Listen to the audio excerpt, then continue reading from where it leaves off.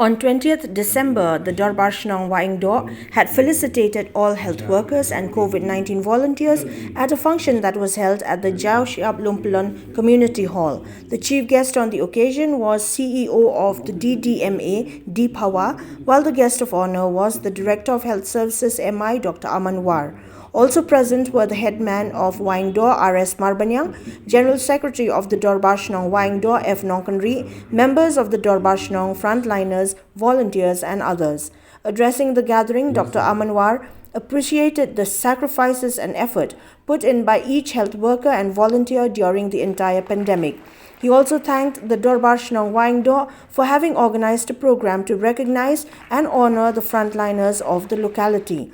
Dr. War added that all efforts and services of the health department would have been a waste had it not been for each and every Dorbar SHNONG's help in tackling the pandemic, especially when it was at its peak. Happening before.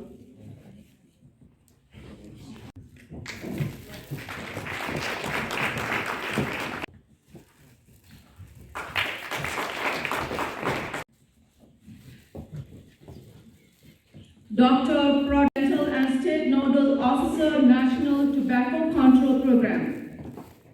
Coba pensul tenaga. Kalau hakun ini pun kenal ya sacrifice itu but nak kata-kata bentuk turun itu.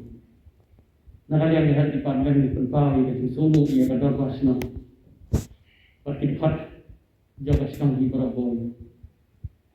Bagi penbet kungkani program.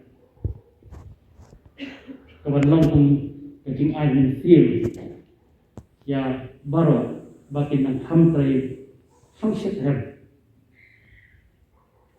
Hakinu kinu kami bagi dia benar batenda. Hidup yang sulit.